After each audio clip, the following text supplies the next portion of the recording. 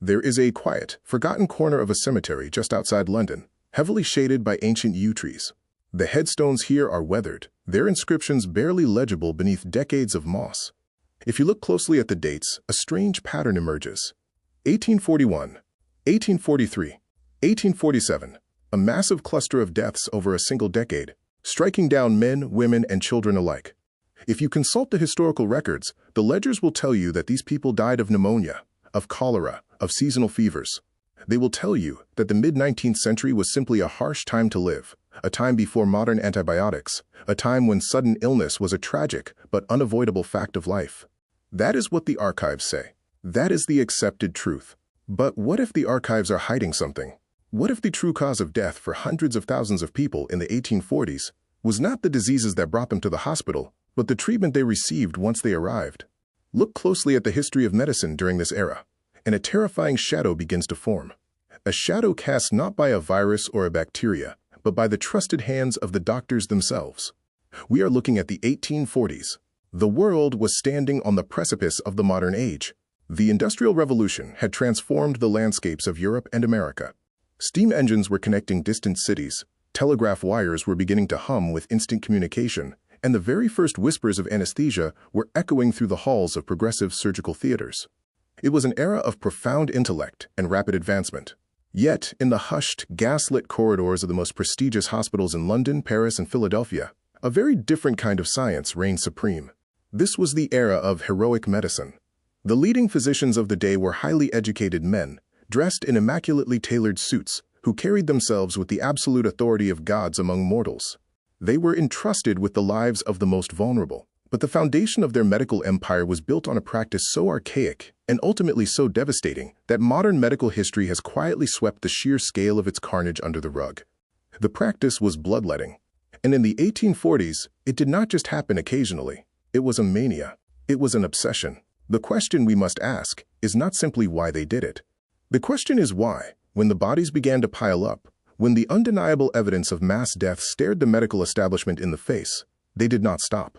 What was the official story keeping this practice alive, and why, when you dig into the buried records of the time, does that story begin to completely fall apart? To understand the scale of this mystery, we first have to understand the official narrative of the time. We must step into the mind of an 1840s physician and look at the human body through their eyes. For centuries, the medical establishment operated on a theory inherited from ancient Greece and Rome, the theory of the four humors. The belief was that human health was maintained by a delicate balance of four vital fluids: blood, phlegm, yellow bile, and black bile. Illness, therefore, was never seen as an invading pathogen. Germ theory did not yet exist. Illness was viewed entirely as an internal imbalance. By the 1840s, this ancient philosophy had evolved into a hyper-rationalized, highly clinical system. The leading theory of the day dictated that almost all disease was caused by overstimulation or inflammation of the blood vessels. If you had a fever, it meant your blood was boiling with excess energy. If you had difficulty breathing, it was because there was too much blood congesting your lungs. The logical cure, the officially sanctioned and unquestioned remedy, was to remove the excess fluid, to literally drain the disease from the body. They used specialized tools for this. The most famous was the lancet, a small, double-edged blade designed to make a precise incision into a vein, usually in the crook of the arm. The procedure was known as venesection. They also used terrifying mechanical devices known as scarificators, brass boxes loaded with multiple spring-triggered blades that would snap down into the flesh simultaneously. The official narrative claimed that this practice was safe, necessary, and deeply scientific. Medical textbooks of the era offered strict guidelines on exactly how many ounces of blood should be drained for a headache, for a stomachache, for a broken bone. A doctor would observe the blood as it filled the brass bleeding bowl. They would look for a buffy coat, a yellowish layer that formed on top of coagulating blood. To the doctors of the 1840s, this buffy coat was absolute, undeniable proof of inflammation. It was their visual confirmation that the treatment was working. They taught this in every major medical university. It was the unquestioned gospel of healing. The greatest minds of the 19th century believed with absolute certainty that by opening a vein and letting the dark red fluid pour into a bowl until the patient passed out, they were saving lives.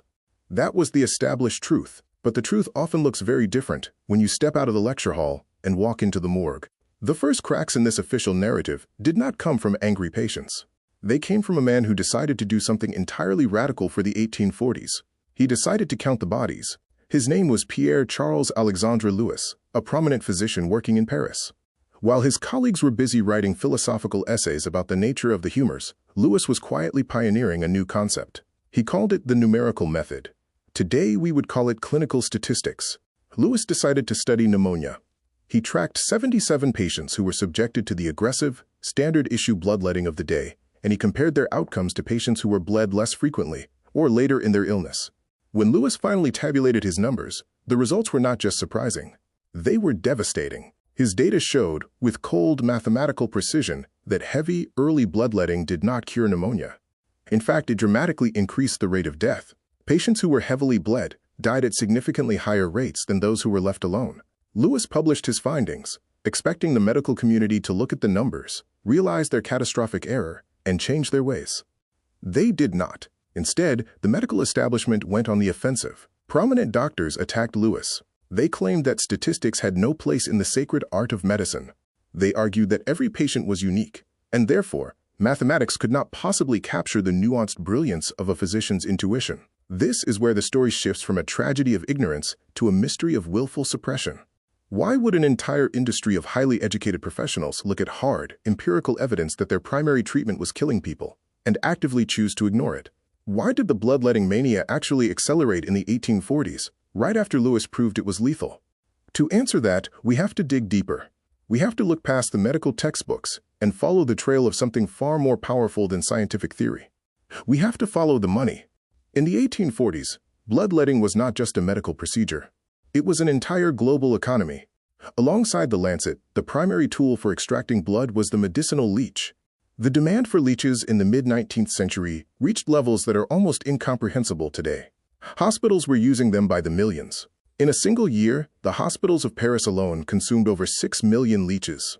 By the early 1840s, the demand was so insatiable that the natural leech populations of France, Germany, and England were hunted to the brink of total extinction. A massive, incredibly lucrative international supply chain emerged overnight. Leech gathering became a booming trade. Artificial swamps were constructed across Europe solely for breeding them. Millions of these parasites were exported to the United States every month. Pharmacies and apothecaries dedicated entire sections of their storefronts to ornate, highly decorative leech jars. Consider the vast fortunes being made. The breeders, the transporters, the apothecaries, the lancet manufacturers, the silversmiths who crafted the bleeding bowls. And at the top of this pyramid were the doctors themselves. Heroic medicine was highly profitable. A physician could charge substantial fees for a dramatic, bloody intervention. If a doctor simply sat by a patient's bedside, offered them water, and waited for the fever to break, the patient's family would feel they had been cheated. They expected action. They expected a spectacle. The lancet provided that spectacle. Furthermore, a terrifying legal precedent had been established. In the 1840s, if a patient died of a fever and the doctor had failed to bleed them, the doctor could be sued for malpractice, publicly ruined, and stripped of their license. The medical boards, controlled by the older, wealthy elite of the profession, fiercely protected their methods. They blacklisted younger doctors who dared to question the lancet. The entire system was locked in a vicious cycle. The doctors bled the patients. The patients, already weakened by disease, would naturally become pale, quiet, and eventually faint from blood loss. The doctors recorded this fainting not as a catastrophic drop in blood pressure, but as a, quote, calming of the system. The treatment was declared a success, even as the patient slipped into a coma and died days later. But is money and pride enough to explain the sheer scale of the slaughter? Or is there a hidden pattern beneath the surface of the 1840s archives? Let us consider an alternate theory. What if the bloodletting mania of the 1840s was not merely a financial racket, but a psychological epidemic? During this era, cities were expanding at terrifying speeds. Filth, crowding, and mysterious diseases like cholera were tearing through populations, leaving officials completely helpless. Doctors were facing an environment they did not understand. They were terrified. Is it possible that the extreme, aggressive nature of bloodletting was a collective coping mechanism? By performing such a violent, immediate action, the physician was asserting control over the terrifying unknown of the human body. They were doing something, anything, and society, desperate for saviors, rewarded them for their confident brutality. There is an even more unsettling pattern buried in the death records of the time. If you look at the ledgers from private clinics versus public charity hospitals, a chilling disparity emerges. The wealthy were bled far more frequently and far more aggressively than the poor. To afford a top-tier physician in 1845 meant you were subjected to the absolute extremes of heroic medicine. When George Washington fell ill with a throat infection a few decades prior, his elite doctors bled him so relentlessly, removing nearly half his blood volume in a matter of hours, that they undoubtedly hastened his death. By the 1840s, this VIP treatment had been perfected. What if the truth was far more profound?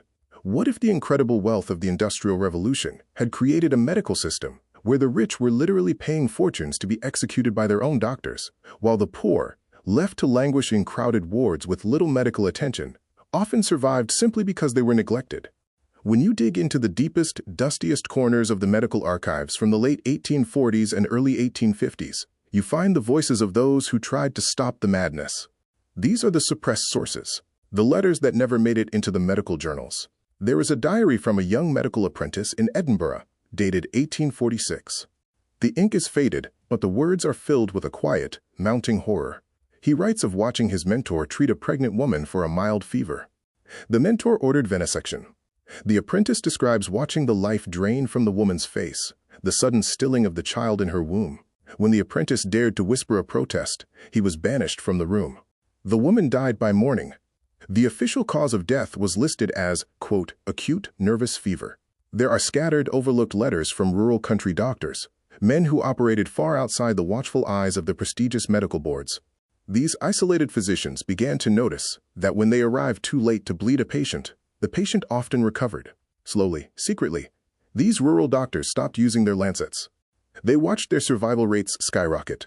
But when they attempted to share this miraculous discovery with the larger medical societies in London or Boston, their letters were burned.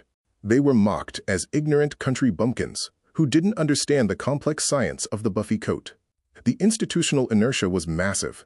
It wasn't until the late 1850s and the undeniable rise of microbiology and cellular pathology that the Lancet slowly began to be retired. But there was never a grand apology.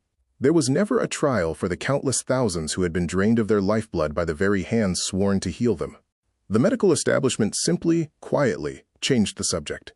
The textbooks were rewritten, the leech jars were pushed to the back shelves of the apothecaries, and the era of heroic medicine was buried beneath the triumph of the modern era.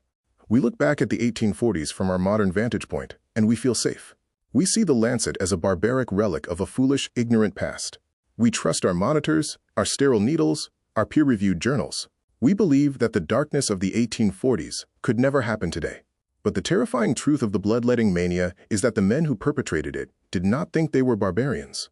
They were the most educated, respected, and highly credentialed experts of their time. They had the backing of elite universities. They had a complex, internally consistent scientific theory. They had absolute certainty. They were so certain they were right, they ignored the bodies. They ignored the data. They silenced the skeptics. Maybe it was just a tragic chapter in the long, clumsy evolution of science. Maybe it was simply a series of well-intentioned accidents driven by an incomplete understanding of biology. Or maybe, when a system becomes too powerful, too profitable, and too proud, it loses the ability to see the blood on its own hands. What unquestioned truths do we cling to today? What modern treatments, fiercely defended by the elite and immensely profitable to the few, will be viewed by future historians with the exact same creeping horror? When the history of our time is written, what practices will be buried in the quiet, forgotten corners of our own cemeteries?